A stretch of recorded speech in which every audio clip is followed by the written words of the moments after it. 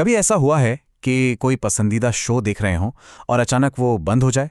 मन में सवाल आता है, यार इसका फैसला लेता कौन है? आज हम उसी पर्दे के पीछे की दुनिया में झांकने वाले हैं और उस एक छिपी हुई ताकत को समझेंगे जो ये सब कंट्रोल करती है। ये एक ऐसा सवाल है जो हम सबके मन में कभी ना कभी जरूर आता है। कोई शो तो सालों साल हमारी जिंदगी का हिस्सा बना रहता है और कोई दूसरा बस कुछ हफ्तों में ही टीवी से गायब। आखिर ऐसा होता क्यों है? और साथ ही ये भी सोचा होगा कि प्राइम टाइम मतलब रात के उस वक्त जब सबसे ज्यादा लोग टीवी देखते हैं, उस टाइम पर ऐड दिखाने के लिए कंपनियां लाखों करोड़ों रुपए क्यों उड़ा देती हैं। और कुछ शोज में तो ऐसा क्या खास होता है कि बड़ी बड़ी कंपनियां उनमें अपने ऐड की जगह पाने के लिए एक दूसरे से लड़ने को तैयार रहती हैं। इन सभी सवालों का जवाब छिपा है सिर्फ 3 अक्षरों में, TRP। जी हां, यही वो ताकत है जो पूरी टेलीविजन की दुनिया को अपनी उंगलियों पर नचाती है। तो चलिए अब जरा गहराई में उतरते हैं और समझते हैं कि ये टीआरपी की ताकत असल में है क्या चीज। टीआरपी का पूरा नाम है टेलीविजन रेटिंग पॉइंट। अगर बिल्कुल आसान भाषा में कहें तो ये बस एक नंबर है, एक स्कोर जो ये बताता है कि किसी एक खास शो को एक खास समय पर कितने लोग देख रहे हैं, बस। और देखिए, इस एक नंबर के नतीजे कितने सीधे और असरदार होते हैं। अगर टीआरपी ज्यादा है मतलब शो हिट है, पॉपुलर है, पैसा बरस रहा है और शो चलता रहेगा। और अगर टीआरपी कम है तो मतलब दर्शकों की दिलचस्पी कम है, पैसा नहीं आ रहा और शो का पैकअप होने का खतरा सिर पर है। इसे समझने का सबसे अच्छा तरीका यह है कि टीआरपी को टेलीविजन इंडस्ट्री की करेंसी यानी कि मुद्रा मान लीजिए। जिसके पास जितनी ज्यादा टीआरपी वो उतना ही अमीर और उतना ही ताकतवर। सारा खेल इसी करेंसी का है। लेकिन अब सवाल ये उठता है कि आखिर ये पता कैसे चलता है कि कौन सा शो कितने लोग देख रहे हैं? क्या कोई घर घर जाकर पूछता है? नहीं। चलिए इन नंबर्स के पीछे की साइंस को समझते हैं। देखिए, ये काम कोई टीवी चैनल खुद नहीं करता। इसे करने के लिए आज़ाद एजेंसियां होती हैं, जैसे भारत में बार्क यानी ब्रॉडकास्ट ऑडियंस रिसर्च काउंसिल। ऐसा इसलिए किया जाता है ताकि जो भी आंकड़े आएं वो पूरी तरह से निष्पक्ष हों, उनमें कोई हेरफेर ना हो। तरीका बड़ा साइंटिफिक है। देश भर में कुछ चुनिंदा घरों में एक खास डिवाइस लगाया जाता है जिसे कहते हैं पीपल मीटर। अब ये मीटर एक जासूस की तरह चुपचाप ये रिकॉर्ड करता है कि उस घर में कौन सा चैनल कब और कितनी देर तक देखा गया। और फिर इसी छोटे से सैंपल के डेटा के आधार पर पूरे देश के करोड़ों दर्शकों का एक अंदाजा लगा लिया जाता है। चलिए अब आते हैं सबसे जरूरी सवाल पर।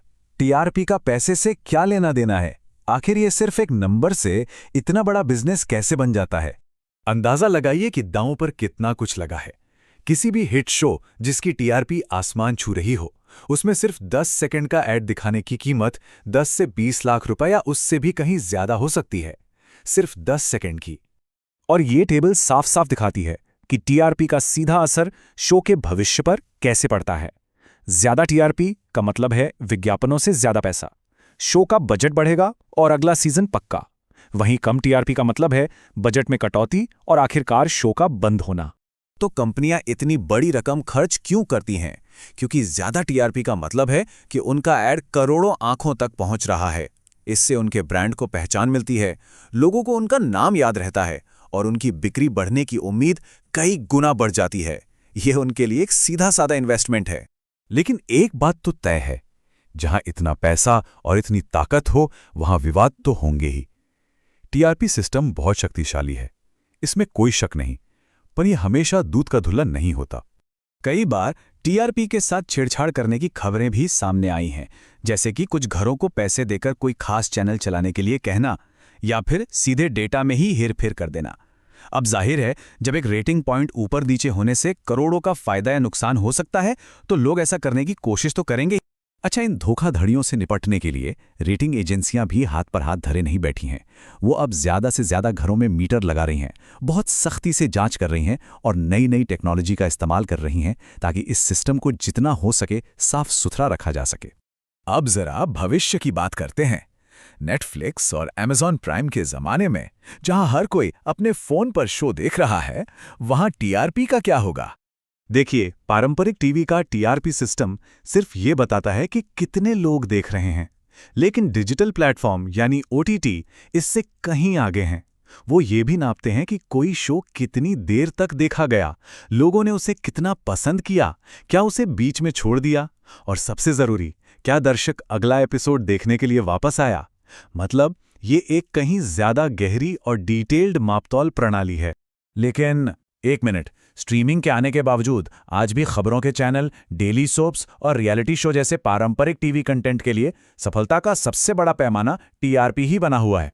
तो आज की इस पूरी बातचीत का निचोड़ ये है कि अगली बार जब किसी पसंदीदा शो के बंद होने या आगे बढ़ने की खबर आए, तो ये याद रखिएगा कि ये सिर्फ उसकी कहानी या उसके बड़े-बड़े सितारों की वजह से नहीं हो रहा है, बल्कि इसके पीछे का जो असली खेल है वो सिर्फ और सिर्फ टीआरपी का है।